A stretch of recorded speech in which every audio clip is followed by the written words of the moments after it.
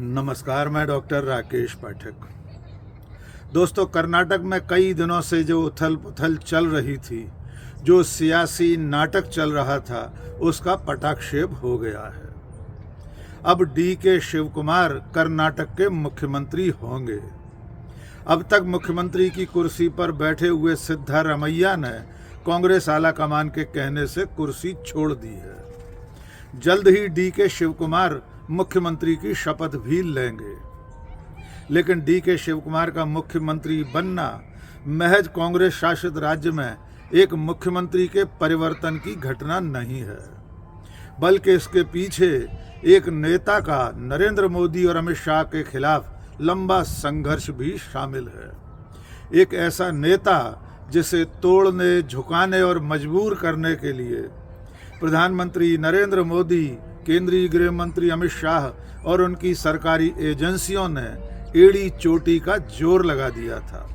इसके बावजूद डी.के. शिवकुमार न झुके, न रुके, न टूटे। अपनी पार्टी और पार्टी के नेताओं के प्रति निष्ठा का इनाम डी.के. शिवकुमार को मिल रहा है।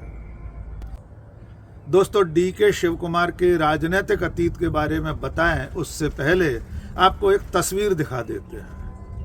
ये तस्वीर इस बात की गवाह है कि डी.के. शिवकुमार को तोड़ने के लिए केंद्र सरकार ने, मोदी और शाह की एजेंसियों ने क्या कुछ नहीं किया था।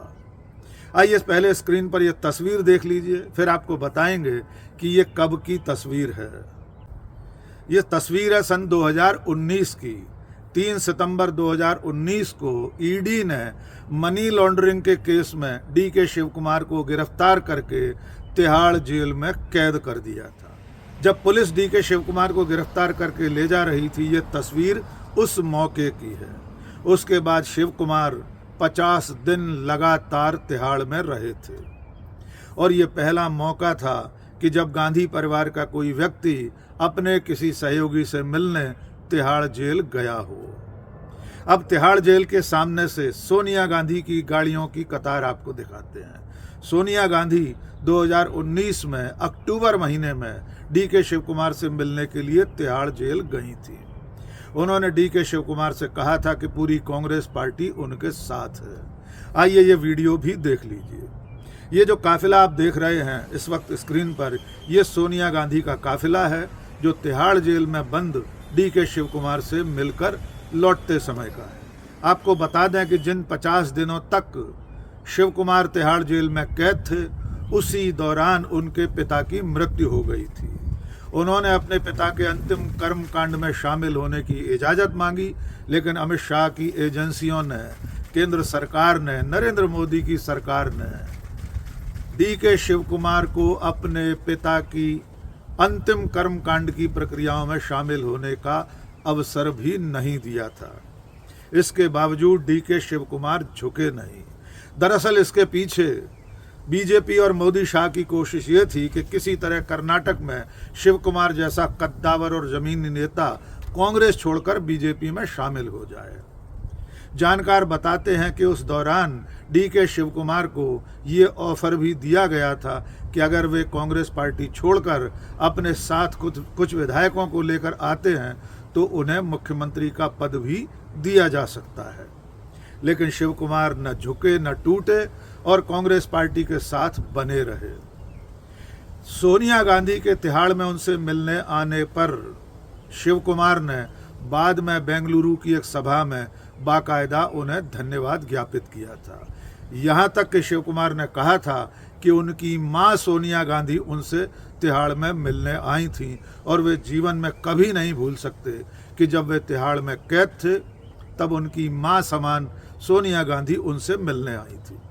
आइए सुन लीजिए उस वक्त डी.के. शिवकुमार ने किस तरह सोनिया गांधी का धन्यवाद ज्ञापित किया था। Today, Srimati Sonia Gandhi is here. I would like to thank her for giving me an opportunity to serve as the president of the Karnataka Pradesh. I was also a Taluk Youth Congress president. From then, I am the state president. But one thing in the history of Indian politics, we all have been misused by the BJP, myself, Chidambaram ji and all of the friends. We were put in their jail the mother, Srimati Sonia Gandhi, came and visited us, gave us strength that we all are there. Congressmen, you don't need worry. You all have fought for the Congress party. I wholeheartedly thank on behalf of all the countrymen that the strength which she gave us cannot be forgotten by any one of us.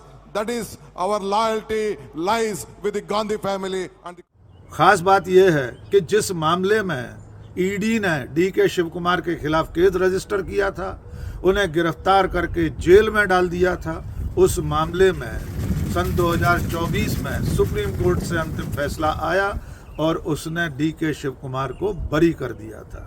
Supreme court ने कहा था कि शिव कुमार के खिलाफ ED ने जो case register किया था उसमें कुछ भी ऐसा नहीं है कि आगे मुकदमा चलाया जा सके।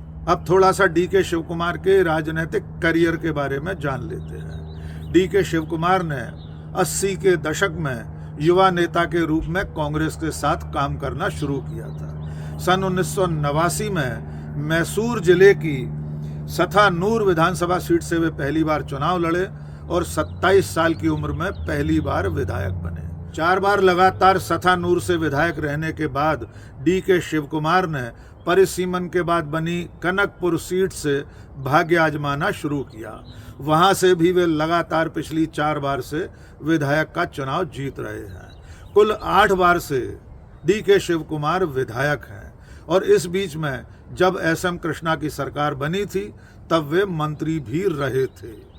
पार्टी और अपने आला कमान के प्रति निष्ठा और समर्पण के इनाम में डीके शिव कुमार को सन 2020 में कर्नाटक प्रदेश कांग्रेस का अध्यक्ष बना दिया गया। उसके बाद डीके शिव कुमार ने पूरा कर्नाटक छान मारा। गांव-गांव, शहर-शहर डीके शिव कुमार ने अभियान चलाया और प्रण किया कि अगले चुनाव में कांग्रेस की सरकार बनाकर बताएंगे। उस चुनाव में यानी सन 2023 के चुनाव में सिद्धारमैया के साथ मिलकर डीके शिव कुमार ने कांग्रेस को सत्ता की देहरी तक पहुंचा दिया। कर्नाटक के उस विधानसभा चुनाव में यानी पिछले विधानसभा चुनाव में कांग्रेस 135 सीटों पर चुनाव जीती। डीके शिव कुमार ने चुनाव के दौरान ही कह दिया था कि कांग्रेस कम से कम 136 सीटों पर जीतेगी। उनकी घोषणा के ही मुताबिक 135 सीटों पर कांग्रेस ने जीत दर्ज की और उस वक्त पहली परीक्षा का मौका आया जब कर्नाटक के मुख्यमंत्री के चयन की घड़ी आई। तब डीके शिव कुमार ने कांग्रेस आला कमान और विधायकों के बहुमत के आधार पर सिद्धारमैया को मुख्यमंत्री के रूप में स्वीकार किया। उनकी सरकार में डीके शिव कुमार गृह मंत्री के रूप में पिछले 3-4 साल से लगातार काम कर रहे हैं।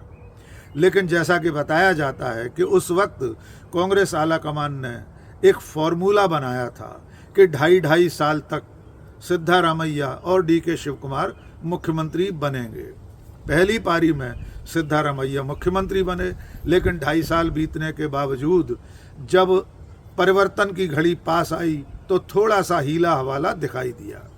लेकिन डीके शिव कुमार ने इसके बावजूद धैर्य बनाए रखा और अंततः उन्हें कांग्रेस आला कमान ने मुख्यमंत्री बनाने का फैसला कर दिया। कर्नाटक में चल रही इस उथल पुथल को देखते हुए कांग्रेस आला कमान ने पिछले दिनों डीके शिव कुमार और सिद्धारमैया को दिल्ली तलब किया था। उसमें सोनिया गांधी और राहुल गांधी ने दोनों नेताओं को अवगत करा दिया कि अब गद्दी परिवर्तन होना तय है। सिद्धारमैया ने कांग्रेस आला कमान के फैसले के मुताबिक मुख्यमंत्री के पद से इस्तीफा दे दिया।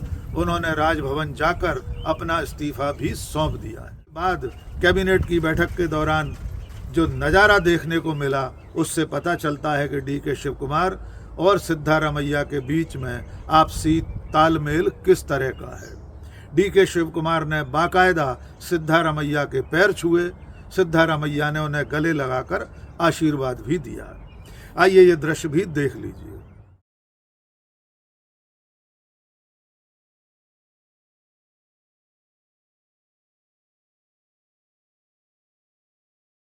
डीके शिव कुमार की लोकप्रियता सिर्फ कर्नाटक तक सीमित नहीं है, वे दक्षिण के दूसरे राज्यों में भी अच्छे खासे लोकप्रिय हैं। इसका एक नज़ारा दिखाई दिया केरलम में वीडी सतीशन के शपथ समारोह में। जिस वक्त डी के शिव कुमार मंच पर पहुंचे उस वक्त भीड़ से डीके के नारे भी लगे थे। आइए ये नज़ारा भी देख लीजिए।